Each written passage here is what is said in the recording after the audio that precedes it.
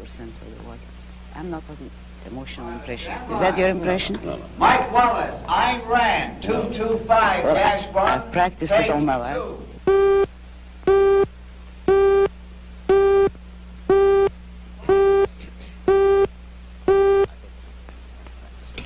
I have not.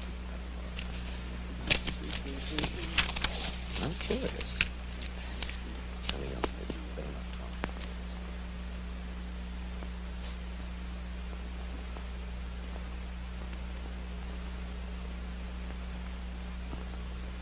This is Mike Wallace with another television portrait from our gallery of colorful people. Throughout the United States, small pockets of intellectuals have become involved in a new and unusual philosophy which would seem to strike at the very roots of our society.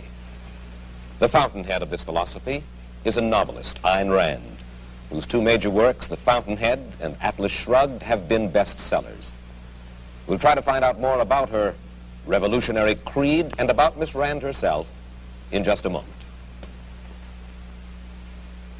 And now to our story. Down through history, various political and philosophical movements have sprung up, but most of them have died. Some, however, like democracy or communism, take hold and affect the entire world. Here in the United States, perhaps the most challenging and unusual new philosophy has been forged by a novelist, Айн Рэнд. Miss Rand's point of view is still comparatively unknown in America, but if it ever did take hold, it would revolutionize our lives. And Айн, to begin with, I wonder if I can ask you to capsulize, I know this is difficult, can I ask you to capsulize your philosophy? What is Randism? First of all, I do not call it Randism, and I don't like that name. I call it objectivism. All right. Meaning a philosophy based on objective reality. Now let me explain it as briefly as I can. First, my philosophy is based on the concept that reality exists as an objective absolute, that man's mind, reason, is his means of perceiving it, and that man needs a rational morality. I am primarily the creator of a new code of morality which has so far been believed impossible, namely a morality not based on faith.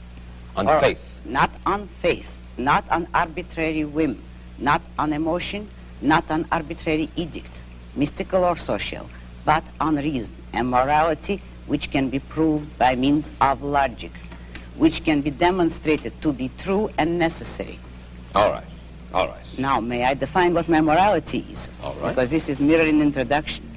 My morality is based on man's life as a standard of value. And since man's mind is his basic means of survival, I hold that if man wants to live on earth and to live as a human being, he has to hold reason as an absolute, by which I mean that he has to hold reason as his only guide to action, and that he must live by the independent judgment of his own mind, that his highest moral purpose is the achievement of his own happiness, and that he must not force other people nor accept their right to force him, that each man must live as an end in himself and follow his own rational self-interest. May I interrupt now? You may. Because you put this philosophy to work in your novel Atlas Shrugged. That's right. You demonstrate it in human terms in your novel Atlas Shrugged. And let me start by quoting from a review of this novel Atlas Shrugged that appeared in Newsweek. It said that you are out to destroy almost every edifice in the contemporary American way of life, our Judeo-Christian religion, our modified government-regulated capitalism, our rule by the majority will. Other reviews have said that you scorn churches and the concept of God. Are these accurate criticisms? Yes, I agree with the facts, but not the estimate of this criticism. Namely, if I am challenging the base of all these institutions, I'm challenging the moral code of altruism, the precept that man's moral duty is to live for others, that man must sacrifice himself to others, which is the present-day morality. What do you mean by sacrifice himself for others? This now we're getting to the point. One moment. Since I'm challenging the base, I necessarily would challenge the institutions you named, which are a result of that morality. All right. And now what is self-sacrifice? Yes, what is self-sacrifice? You say that you do not like the altruism by which we live. You like a certain kind of Ayn Randist selfishness. I would say that I don't like is too weak a word. I consider it evil. And self-sacrifice is the precept that man needs to serve others in order to justify his existence, that his moral duty is to serve others. That is what most people believe today. Well, yes, we're taught to feel concerned for our fellow man, to feel responsible for his welfare, to feel that we are, as religious people might put it, children under God and responsible one for the other. Now, why do you rebel? What's wrong with this philosophy? But that is what, in fact, makes man a sacrificial animal. That man must work for others, concern himself with others, or be responsible for them. That is the role of a sacrificial object. I say that man is entitled to his own happiness and that he must achieve it himself, but that he cannot demand that others give up their lives to make him happy.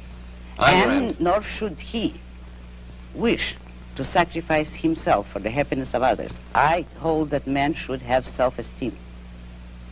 And cannot man have self-esteem if he loves his fellow man? What's wrong with loving your fellow man? Christ, every important moral leader in man's history, has taught us that we should love one another. Why, then, is this kind of love, in your mind, immoral? It is immoral if it is a love placed above oneself. It is more than immoral, it's impossible.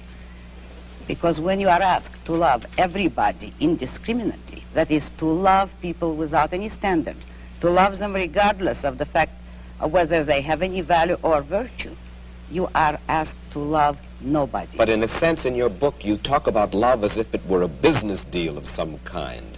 Isn't the essence of love that it is above self-interest? Well, let me make it concrete for you. What would it mean to have love above self-interest? It would mean, for instance, that a husband would tell his wife, if he were moral, according to the conventional morality, that I am marrying you just for your own sake. I have no personal interest in it, but I am so unselfish that I am marrying you only for your own good. Well, should husbands and wives would tally any woman up? like that? Should husbands and wives tally up at the end of the day and say, well, now, wait a minute. I love her if she's done enough for me today, or she loves me if I have properly performed my functions? No, you misunderstood me. That is not how love should be treated. I agree with you that it should be treated like a business deal, but every business has to have its own terms and its own kind of currency. And in love, the currency is virtue. You love people not for what you do for them or what they do for you. You love them for the values, the virtues which they have achieved in their own character.